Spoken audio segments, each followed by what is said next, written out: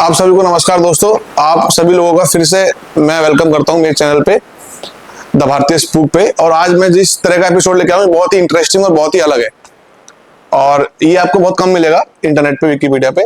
और इस एपिसोड का नाम है ऑपरेशन चाचा जी। ये जो ऑपरेशन हुआ है दोस्तों, ये इंटेलिजेंस ब्यूरो और रिसर्च एंड एनालाइजिंग रॉ, इन दोनों का जॉइंट ऑपरेशन था। अब बात शुरू कैसे होती है मैं आपको बताता हूँ। 1971 आप सबको मालूम है, बांग्लादेश लिबरेशन वॉर, जो कि मुक्ति वाहिनी और रॉ इन सब की मदद से, और हमारे फील्ड मार्शल सैम मानेकशॉ, तो हमने ईस्ट पाकिस्तान को ब्रेक करके हमने बांग्लादेश बनाया और पाकिस्तान वहां से चला गया। और सबसे बड़ी बात यह कि वर्ल्ड का सबसे बड़ा जो 93,000 सोल्जर्स ने मतलब अपने हथियार डाले। सबसे शर्म की बात तो यही है, बेशर्म तो कह रहे हैं वो लोग, पर ये बहुत ही शर्मनाक बात है कि इतनी बड़ी आर्मी और इतने सारे सोल्जर्स एक साथ अपने हथियार डाल रहे हैं। किसके सामने? इंडियन आर्मी के सामने। तो दोस्तों इसी के साथ ईस्ट पाकिस्तान तो खत्म हो गया, पर एक चीज नई चालू हुई। चालू मान लो या शुरुआत मान लो, किसके दिमाग में? आईएसआई। आईएसआई को एक चीज तो पक्की थी कि भाई जो इंडियन जो रॉ है, जो हमारी एक्सटर्नल एजेंसी है, स्पाई एजेंसी, कि भाई इनका हाथ है ही इस चीज में। तो उनको मन में एक ये था कि भाई हम भारत को कभी ना कभी एक बहुत करारा जवाब देंगे। अब करारा जवाब कैसे होगा, क्या समय होगा, किस रूप में होगा, ये तो भाई अब आईएसआई जाने और पाकिस्तान के जो टॉप जनरल्स हैं वो जाने। डेमोक्रेसी तो है ही नहीं वहां पे। तो दोस्तों अब जैसे कि हमने ईस्ट पाकिस्तान वेस्ट पाकिस्तान आपको मालूम ही है, तो हमने ईस्ट पाकिस्तान को ब्रेक करके बांग्लादेश बनाया। तो दोस्तों पाकिस्तान की जो आईएसआई थी, उन्होंने एक प्लान बनाया कि इंडिया को हम जवाब देंगे, भारत को। जवाब क्या होगा कि हम एक ऐसी स्टेट को चूज करेंगे और उसमें इतनी मिलिटेंसी करेंगे, या उसमें कम्युनल वर्ड्स हम लोग करेंगे, या बहुत चीजें करके, और उस स्टेट को इंडिया से अलग करवाएंगे। अब दोस्तों ये सुनना कहना तो बहुत आसान है, लेकिन इस चीज को भाई मतलब प्रॉपर तरीके से आप लागू कर पाओगे नहीं कर पाओगे, ये बहुत डिफिकल्ट टास्क है आईएसआई के लिए, पाकिस्तान के टॉप जनरल्स हैं इंडियन आर्मी के, उनके लिए भी। तो दोस्तों स्टेट चूज करने की जब बारी आई, तो आईएसआई के जो टॉप ऑफिशियल्स थे वो लोग बैठे हुए राउंड टेबल पे और बातें चल रही हैं कि हम क्या करें। तो दोस्तों सबसे इंटरेस्टिंग बात यह है कि जो उन्होंने स्टेट चूज करी इंडिया से अलग करने के लिए, कि हाँ भाई ये जो स्टेट है ये बहुत इजीली बहुत आराम से अलग हो जाएगी, वो जो स्टेट थी वो स्टेट थी मणिपुर। दोस्तों मणिपुर चूज करने का मतलब एक आईएस, देखो आपके लिए रॉ बहुत इंटेलिजेंट है, बहुत पावरफुल है, तो उन लोगों के लिए आईएसआई बहुत इंटेलिजेंट है, बहुत पावरफुल है। और नो डाउट आईएसआई तो नंबर 1 पे आती है वर्ल्ड में। वो आती कैसे आप सबको मालूम है, बताने की जरूरत नहीं है। तो अब उन लोगों ने मणिपुर चूज करने का मतलब कुछ ना कुछ तो ऐसा हमारा कोई फॉल्ट या हमारी कोई गलती रही होगी मेन लैंड इंडिया की, कि उन लोगों ने मणिपुर चूज किया। क्योंकि मणिपुर में अगर देखा जाए नॉर्मली जो वहाँ कल्चर है कैसा है, वो एक तरह से मतलब पेट्रिकल डोमिनेंस नहीं है वहाँ पे। वहाँ पे ज्यादातर जो लड़कियां हैं वो आराम से बाहर काम करने जाती हैं। वाइफ है तो ऐसा नहीं कि हस्बैंड बाहर जाएगा, तो वाइफ बाहर जाती है, जॉब करती है। आपने देखा होगा दिल्ली में बहुत सारे आउटलेट हैं, या फूड शॉप है, या मॉल्स हैं, या खुद का बिजनेस भी करती हैं, ड्राइव भी करती हैं गाड़ियाँ। तो ज्यादातर मणिपुर जो नॉर्थ ईस्ट की जो लड़कियां हैं वो लोग इनिशिएटिव लेते हैं और काम करते हैं, कोई दिक्कत वाली बात नहीं है। और कहीं कहीं तो ऐसा भी होता है मणिपुर में, जो जेंट्स है, जो मेल है, वो अपने घर बैठता है और अपने घर का जो हाउस होल्ड काम होता है वो करता है, खाना बनाना या कुछ भी कर ले लीजिए आप। तो दोस्तों लेकिन हम लोग जो है, हम लोग मणिपुर के लोगों को कैसे देखते हैं? हम बहुत गंदे नजर से देखते हैं। जैसे कि भाई मणिपुर है, हम लोग या फिर कमेंट मारते हैं चाइनीज है, या कुछ लोग तो चाउमीन कह देते हैं लोगों को देख के, चाउमीन जा रहा है, मोमोज जा रहा है या जा रही है। तो दोस्तों ये लोग बचपन से चीज सुनते आ रहे हैं। अब काम तो यहाँ कर रहे हैं दिल्ली में, नेशनल कैपिटल में, मेनलैंड इंडिया जो है। और दोस्तों ये सब चीज सुन के उन लोगों के दिमाग में क्या आएगा? वो एक तरह से इमोशनल टच जो है, इमोशनल कनेक्ट है, वो भारत के साथ कर पाएंगे क्या? मेरे को तो लगता नहीं है कर पाओगे। अगर आपके साथ ही ऐसा हो तो आप लोग क्या करोगे? जिस कंट्री में रह रहे हो, जिस देश में आप रह रहे हो, उसी के लोग आपको इस तरीके से बात कर रहे हैं, कोई चाउमीन कह रहा है, कोई मोमोज कह रहा है। और दोस्तों ऐसा नहीं कि ये लोग आर्मी में नहीं है, इंडियन आर्मी में है, बहुत बहुत मेजर पोर्शन है। एक मेजर हवलदार हंसपन दादा, अगर आप इसकी कहानी सुनी होगी तो बहुत इंटरेस्टिंग है। बहुत ही ब्रेव सोल्जर था, वो भी नॉर्थ ईस्ट से था, इज फ्रॉम क्रिश्चियन कम्युनिटी। तो दोस्तों ये स्टेट चूज करी गई। और दूसरा मेन कारण पॉलिटिकल कारण है कि जो हमारी जो मेन लैंड जो पॉलिटिक्स है जो इंडिया की है, वो ज्यादातर ध्यान कहाँ पे देती है? दिल्ली, हरियाणा, पंजाब, यूपी, जो मेन लैंड इंडिया है, उत्तराखंड। लेकिन हम नॉर्थ ईस्ट की तरफ देखो, कोई हाईवे नहीं है, ज़्यादा डेवलप करने की हम सोचते नहीं होंगे, जो इंफ्रास्ट्रक्चर है वो इतना अच्छा नहीं है, जो फंड जाता है स्टेट को वो इतना नहीं जाता कि वो लोग अच्छे से काम कर पाए अपना। तो हम लोगों ने स्टार्टिंग से ही इसको एक तरह से मतलब होता ना कि एक एक बच्चा है उसको छोड़ रखा है कि भाई ये कुछ भी खेले या कहीं भी जाए, ना पढ़ाना ना कुछ करना, तो हमने उसको ऐसे ट्रीट कर रखा है नॉर्थ ईस्टर्न की स्टेट को, स्पेशली मणिपुर, त्रिपुरा, 2-3 स्टेट हैं। तो इसी चीज का फायदा उठाया पाकिस्तान ने और धीरे धीरे मिलिटेंसी चालू होती गई। अब सबसे बड़ी बात ये थी कि आप मणिपुर जैसे स्टेट को इंडिया से अलग करने का मतलब है आप किससे पंगा ले रहे हो? सीधा इंडियन आर्मी से, इंडियन आर्म फोर्सेस से, आर्मी, नेवी, एयरफोर्स, तीनों कंबाइंड। अभी इतना आसान तो होगा नहीं। तो इन्होंने क्या प्लान बनाया कि नेपाल के रास्ते से हम इंडिया में वेपन सप्लाई करेंगे। वेपन्स मतलब कि आपकी असॉल्ट राइफल्स और आईईडी होता है, जो आरडीएक्स होता है, ये सब चीजें हम लोग सप्लाई कराएंगे इंडिया में। अब ये सप्लाई कराना इतना आसान, जितना मैंने बोल दिया उतना आसान है नहीं, क्योंकि नेपाल से कोई भी चीज और स्पेशली कोई ट्रक आ रहा है या कुछ इस तरह की चीजें आ रही हैं, तो इसको आप ये तो बहुत बड़ी चीज है। ट्रक तो दिखता है भाई, तो ये तो रॉ के अगर कोई एजेंट होंगे वहाँ बॉर्डर पे नेपाल पे या इंडिया पे तो इजिली आइडेंटिफाई हो जाएगा भाई यहाँ इतने मतलब ये ट्रक कैसे जा रहे हैं। तो इन्होंने क्या प्लान बनाया कि हम हर एक महीने में एक ट्रक भेजेंगे, और जो भी है उन लोगों ने जुगाड़ लगाया, आईएसआई थी और जो भी वहाँ के मिडल मैन थे, पुलिस वालों को पैसा दिया, कैसे करके भाई ट्रक निकलवाए। अब एक दिन क्या होता है, भारत सरकार का एक ज्वाइंट सेक्रेटरी, जो कि आप अपने आप में एक बहुत बड़ा पद है, कोई मामूली पद तो है नहीं। तो दोस्तों वो कुछ प्राइवेट फंक्शन था, उसकी कुछ वाइफ थी, वाइफ के यहाँ घर पे कुछ था, फैमिली फंक्शन था, तो बहुत कम लोग बुलाए हुए थे। तो जो भाई साहब आप चलते हैं, अब क्योंकि वो ज्वाइंट सेक्रेटरी है तो ऑब्वियसली बात है पुलिस भी होती रहेगी। तो आगे पुलिस की गाड़ी है, पीछे पुलिस की गाड़ी है, सिक्योरिटी पर्सनल चल रहे हैं साथ में। अब दोस्तों वो जो जगह थी जो जा रहे थे वो थी गोरखपुर में। गोरखपुर से आगे एक जगह सिद्धार्थनगर, जहाँ के नेपाल का बॉर्डर बहुत पास है, तो वहां पे फंक्शन था। तो उससे कुछ 30-40 किलोमीटर पहले ही सिद्धार्थनगर के आसपास नेपाल बॉर्डर से, तो वहां पे एक छोटी सी रोड है। मतलब इतना डेवलप तो नहीं है क्योंकि नॉर्थ ईस्टर्न यूपी के ईस्टर्न तरफ डेवलपमेंट इतनी है नहीं, ये गोरखपुर, बलिया, बस्ती और ये सिद्धार्थनगर की तरफ। तो एक ही रोड था, सिंगल रोड, उसी में गाड़ी आ रही है, उसी में जा रही है। अब जो सेक्रेटरी साहब है वो भी जा रहे हैं, ज्वाइंट सेक्रेटरी। इतने में दोस्तों पता चलता है कि गाड़ी जो है जाम में फंस जाती है। अब जाम ऐसा कि कम से कम आधे घंटे तक ऑलरेडी जाम लगा पड़ा था, अब वो लोग भी शामिल हो गए उस जाम में। तो अब सेक्रेटरी साहब को तो आदत है नहीं जाम में लगने की, तो उन्होंने ड्राइवर से पूछा कि भाई इधर देख के आओ। ड्राइवर गया तो देखा तो आगे एक्सीडेंट हो रखा था। अब ज्वाइंट सेक्रेटरी साहब तो फंस गए। अब इन लोगों तो हैबिट नहीं होती है, आदत नहीं होती है कि 20-20 मिनट अब आधा घंटा जाम में फंसे रहे।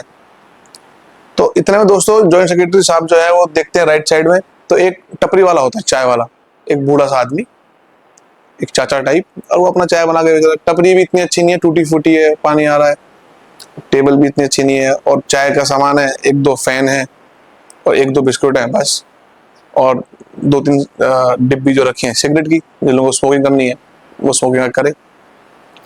अब इतने दोस्तों ज्वाइंट सेक्रेटरी साहब गाड़ी से निकलते हैं। गाड़ी से निकलने के जैसे ही उन्होंने कदम रखते हैं, वो अपने लेफ्ट हैंड पे पॉकेट में अंदर हाथ डालते हैं और निकालते हैं डिब्बी सिगरेट की। और सबसे पहले काम उनका होता है सिगरेट लगाने का। और सेक्रेटरी साहब जब सिगरेट लगाते हैं, और वो उसे बहुत ध्यान से देख रहे हैं, किसको? जो चाय वाला, टपरी वाला जो चाचा है, वो चाय बना रहा है। तो इतने में एक पुलिस वाला आया, उन्होंने बोला साहब चाय पियोगे क्या आप?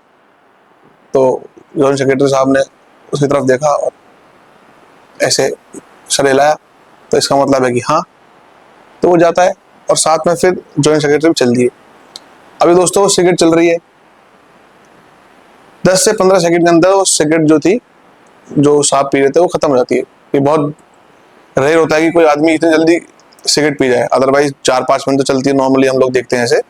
तो इसका मतलब जो ज्वाइंट सेक्रेटरी साहब थे उनका ऑलरेडी तक गुस्सा था, जाम में फंसा हुआ है। दूसरा, फैमिली फंक्शन में लेट हो रहे हैं। तीसरा, वाइफ वाला मैटर, वो बोलेंगी लेट क्यों हो गई, ये वो, जो कि आम है पूरे वर्ल्ड में। तो तीनों गुस्सा अब किस पे निकलना था? चाय पे निकलना था, चाचा पे निकलना था, सिगरेट पे निकलना था, ये तो समय बताएगा। तो वो जाके बैठ गए। अब इतने में चाय आती है। अब चाय आती है तो सेक्रेटरी साहब दूसरी सिगरेट निकालते हैं, जलाना शुरू कर देते हैं। अब ये चीजें और ये जो पुलिस वाले खड़े हैं इतने बढ़िया पैंट शर्ट में, कोई टाई बेल्ट लगा के इतनी बड़ी गाड़ी से उतर रहा है, ये चाचा के लिए बहुत ज्यादा कॉमन नहीं था, ये बहुत अजीब सी बात है उसके लिए। तो वो पूछ लिया कि ये कौन है, तो अब वो एक पुलिस वाला था, तो कांस्टेबल बोलता है कि ये जॉइंट सेक्रेटरी साहब है। अब उस चाचा को पढ़ा लिखा नहीं था, अनपढ़ था, उसे क्या मालूम जॉइंट सेक्रेटरी क्या होता है। तो कहता है साहब कहीं नौकरी करते हैं शायद बड़े बड़ी बड़ी कंपनी में, बड़ी जगह। तो दरोगा हंसता बोलता है हाँ वो ऐसे ही करते हैं।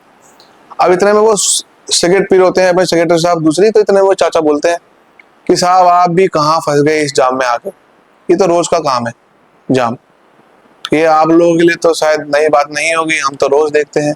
और रोड भी बहुत टूटी हुई है, ये रोड भी ठीक कराते हैं, वो हर 2 महीने में फिर खराब हो जाती है, और खराब होने की बात भी जायज है कि खराब नहीं होगी तो जो अधिकारी आते हैं पैसा कैसे खाएंगे।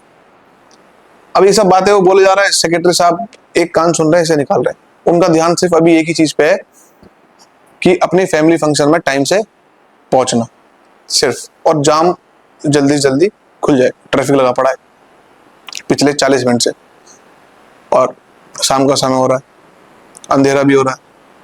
अब इतने में फिर जो चाचा है वो थोड़ा सा नहीं रुक पाए, तो वो चाचा फिर एक बात और कहते हैं, चलो साहब रोड तो ठीक है, नहीं बन रहा, पैसे खा जाते हैं, जाम लग रहा है, पर यहाँ तो पुलिस वाले भी नहीं सुनते, वो भी आके हमसे बदतमीजी करते हैं, गाली देते हैं और बोलते हैं टपरी हटाओ नहीं तो महीने का दो। अब हम महीने का इसको देंगे तो हम अपना खाएंगे कैसे, तो अपने बच्चों की पढ़ाई कैसे करेंगे।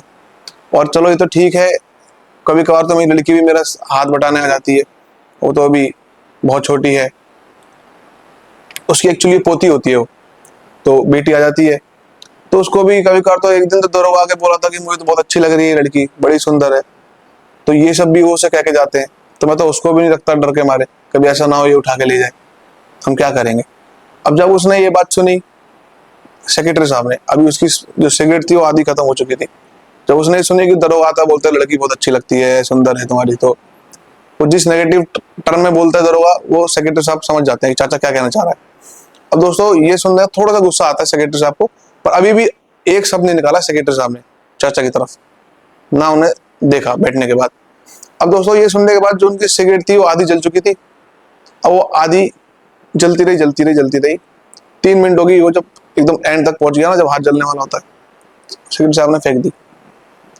फेंकने के बाद 5 मिनट के बाद तीसरी सेक्रेटरी साहब सिगरेट निकालते हैं अपने डिब्बे से, तीसरी लगाते हैं, क्योंकि गुस्सा बहुत चरम सीमा पे, अब टाइम बढ़ता जा रहा है, फैमिली फंक्शन लेट होता जा रहा है और जाम खुलने का नाम नहीं ले रहा।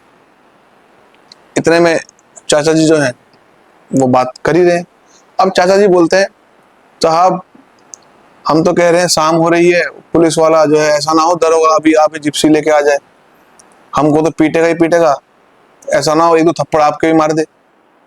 अब ये बात सेक्रेटरी साहब सुन के गुस्सा आना चाहिए, लेकिन वो हंस पड़े जब उन्होंने ये बात बोली चाचा ने कि आपको भी 2 थप्पड़ वो मार देंगे।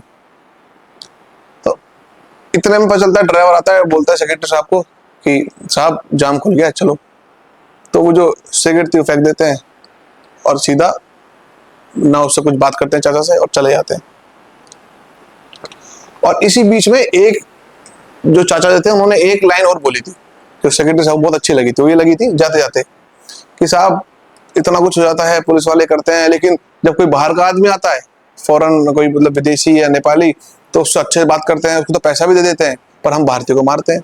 ये बात सुनते सुनते सेक्रेटरी साहब चले गए, तो गाड़ी में बैठे, जाम खुल जाता है और सेक्रेटरी साहब चले जाते हैं। अब दोस्तों 1 महीने बाद, 20 से 25 दिन बाद, एक i20 कार आती है व्हाइट कलर की और उस टपरी पर रुकती है। अब उसमें से 26 साल का एक लड़का निकलता, गोरा चिट्टा लंबा एकदम मस्त पैंट शर्ट पहने हुए, और जाता चाचा को बोलता चाचा चाय लगाओ एक। अब चाचा ने देखा उसको, बोला यहाँ के तो नहीं लगते हो, दिल्ली के मालूम लगते हो। तो उसने जवाब नहीं दिया और बोला चाय लगाओ। तो चाय दी, तो चाय आधी जब खत्म हुई तो चाचा ने बोला क्या काम से आए हो। तो बोला चाचा मैं तो यहाँ पे ये रोड है ना जो खराब है, मैं इसका कॉन्ट्रैक्टर हूँ और इस रोड को बनाऊंगा। तो चाचा हंस पड़ा, कह रहा कब तक बनवाओगे, 2 महीने बाद तो फिर टूट जाएगी, तो बनवाते रहते हो आप, तो आप काम क्या पैसा खा जाओगे भाग जाओगे। तो फिर वो जो लड़का था वो बोलता है चाचा को कि इस बार जो रोड बनेगी टूटेगी नहीं। तो चाचा इस बात पे थोड़ा सा स्माइल दिया और चाचा ने जवाब नहीं दिया और वो चाय पी के जो था वो चला गया। अगले दिन फिर दोस्तों वो लड़का आता है और चाय पीता है, चला जाता है। ऐसा करते करते 20 दिन हो गए। अब उनके अंदर थोड़ी सी मतलब एक तरह से अंडरस्टैंडिंग हो गई थी, बात करना, परिवार के बारे में बात करना। अब जब 25 दिन हो जाते हैं दोस्तों, तो वो जो लड़का था एक दिन आता है, बोलते चाचा आपसे रात में बात करनी है, जब आप अपनी टपरी लगा लोगे। तो बोलता है बेटा ठीक है 11 बजे आ जाना। अब नेक्स्ट डे का इंतजार होता है और वो जो लड़का था, जो कॉन्ट्रैक्टर था, मैं बताता हूँ ये कौन था। ये एक्चुअली इंटेलिजेंस ब्यूरो का एक बहुत ही रेपुटेड ऑफिसर था, बहुत ही ब्रेव ऑफिसर, बहुत ही स्मार्ट, इंटेलिजेंट। और फिर नेक्स्ट डे होता है दोस्तों, रात में 11 बजे जाता है वो और उस चाचा को बोलता है, टपरी जब खत्म हो जाती है, जब दोनों बैठते हैं आपस में बात करते हैं, बोलते चाचा आप देश के लिए काम करोगे। तो चाचा को कुछ समझ में नहीं आता, देश के लिए काम। बोला आपको भारत के लिए काम करना है, आप करोगे क्या, देश की सुरक्षा का मामला है। तो वो बोला मुझे तो कुछ नहीं आता। कह रहा वो सब हम सिखा देंगे आप, पर आप बताओ करोगे नहीं करोगे। तो चाचा बोलता है ठीक है मुझे एक अगले दिन का समय दो, कल मैं आपको बताऊंगा सोच के। तो वो जो ऑफिसर था बोलता है चाचा हाँ या ना। हाँ तो बताओ, अगर आप बोलते हो ना तो मैं आज के बाद आपको कभी मिलूंगा नहीं, ना कभी दिखाई दूंगा। अब चाचा 3-4 मिनट लेते हैं और अब क्या करे, चाचा था तो ईमानदार। चाचा ने बोला ठीक है मैं करूंगा, क्या करना होगा। और चाचा ये बोलते हैं उसके साथ साथ कि करा कुछ भी लो लेकिन मैं अपनी टपरी, चाय की टपरी को नहीं बंद करूंगा। तो ऑफिसर बोलता है कि आपको इसको बंद नहीं करना है, ये चालू रहेगी और आपको यहीं रहना, कहीं जाना भी नहीं है। तो ठीक है। अब दोस्तों उसकी होती है ट्रेनिंग चालू, किसकी, चाचा की। चाचा को पूरे 1 या 1.5 महीना सिखाया जाता है कि किस तरह की बातें करनी है, क्या चीज ऑब्जर्व करनी है, क्या आपको नहीं देखना, क्या देखना है, और किस तरीके से आप लोगों से बात करोगे। अगर आपको किसी पे शक है तो उसको कैसे आइडेंटिफाई करोगे और उनको कैसे कोड लैंग्वेज में लिख के, जो कोड लैंग्वेज अभी ऑफिसर जो है समझाएगा उसको। ये 15-20 दिन में पूरा चला कि कैसे फोटो बनानी है, क्या लिखना है कागज पे। और दोस्तों उसी की टपरी के जस्ट जो सामने रोड थी, और रोड के सामने एक छोटा सा मंदिर था, उसमें दान पात्र था, और आपको जाके उस दान पात्र में वो इन्फॉर्मेशन डाल देनी है। अब दोस्तों चाचा ने सब कुछ सीख लिया, समझ लिया, और अब मिशन चालू होता है।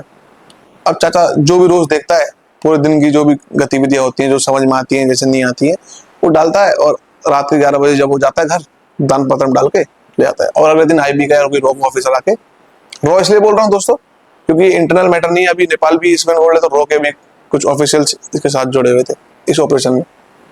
तो कुछ रॉ ऑफिसर आते हैं नेक्स्ट डे, उस दान पात्र में से उस जो भी कोड लैंग्वेज में जो भी उसने लिखा था इन्फॉर्मेशन, वो निकाल देता है, सीधा एमएचए में पहुंचती है, और आईबी रॉ के जो भी ऑफिसर्स हैं वो देखते हैं। दोस्तों चलता रहा, 1 महीना हो गया।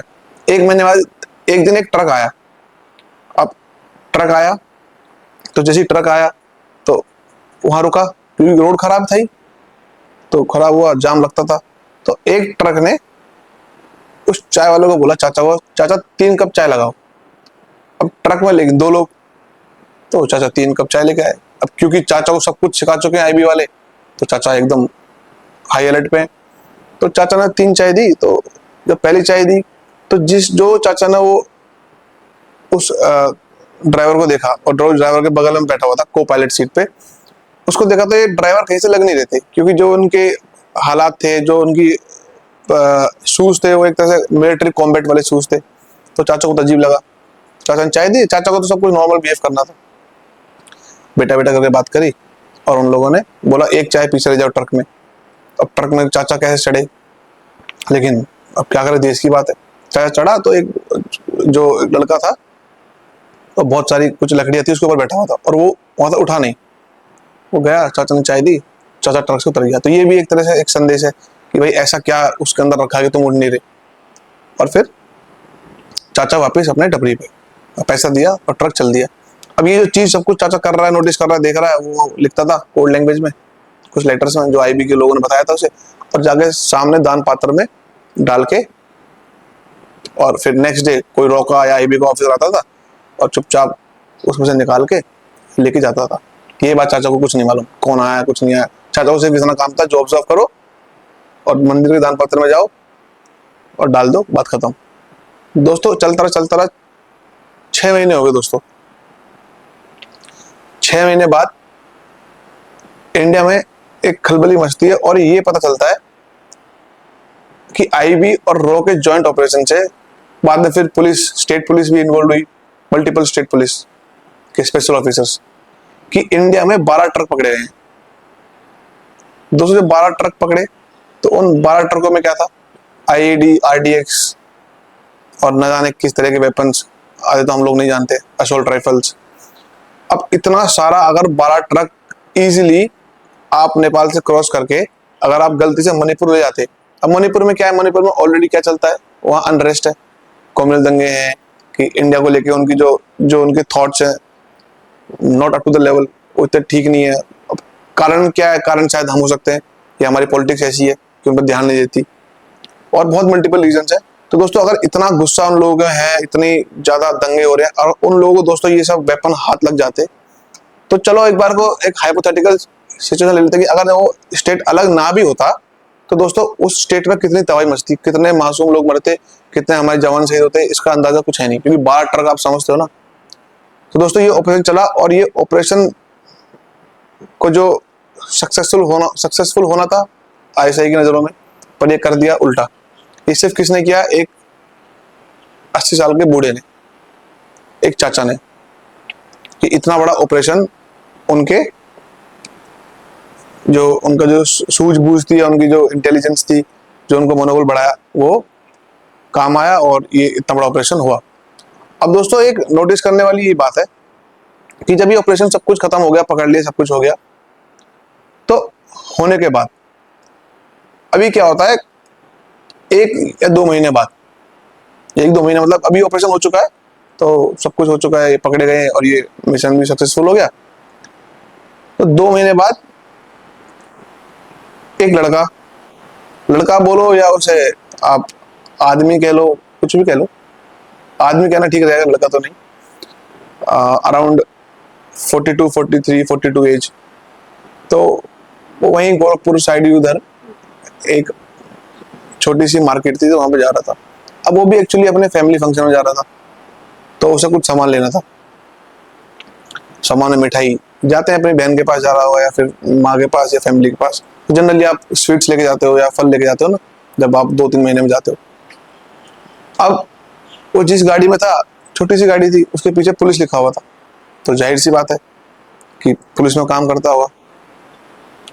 तो वहां पे 3 आदमी आते हैं, तो 3 आदमी से एक आदमी बोलता है कि साहब, क्योंकि पुलिस लिखा था तो वो थोड़ी प्रॉब्लम में था, जो 3 आदमी थे वो प्रॉब्लम में थे, तो एक आदमी बोलता है साहब आपकी थोड़ी मदद चाहिए, आप पुलिस में हो क्या? तो एकदम बोलते हैं हाँ बताओ।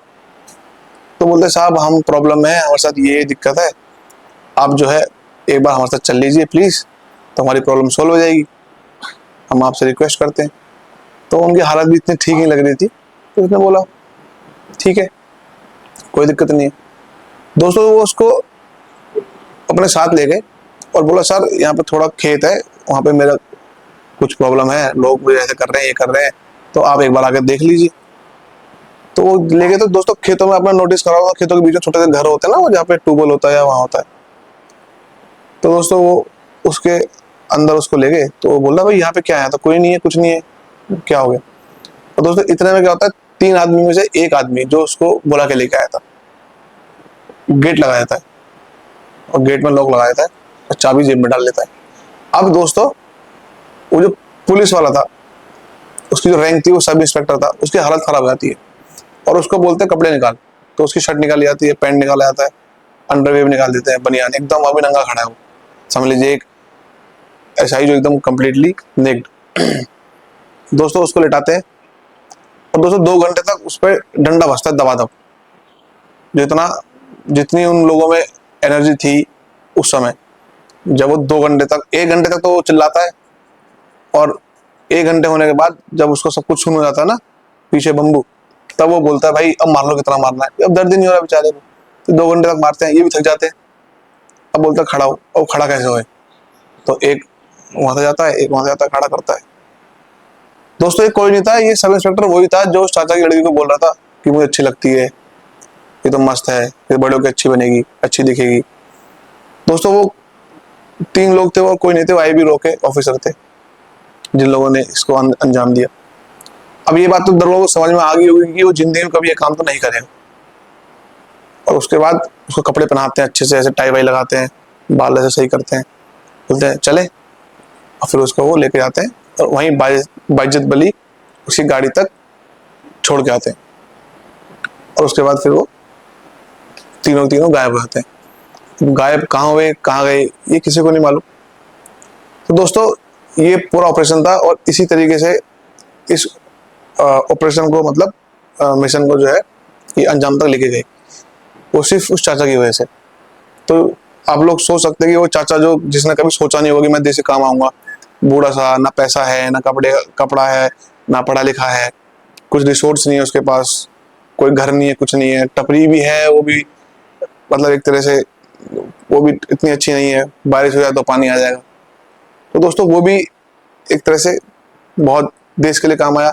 और सबसे बड़ा जो नोटिस करने वाली बात थी कि जो जॉइंट सेक्रेटरी साहब थे, उन लोगों ने जब उसने देखा, उसकी बातें सुनी, तो ऐसे इंसान को बोला जाता है, होता है फोटोजेनिक क्वालिटी। वो आदमी एक बार मेमोरी में याद कर लेते हैं, क्योंकि उसने बोला ना कि पुलिस वाले आते हैं, नेपाली को उठा ले जाते हैं। तो उसके बाद वो एमएचए में रिपोर्ट भेजी होगी जॉइंट सेक्रेटरी साहब ने, आईबी के पास गए होगी कि ये बंदा है, कोई यूज में लिया जाए भाई, ये काम आएगा।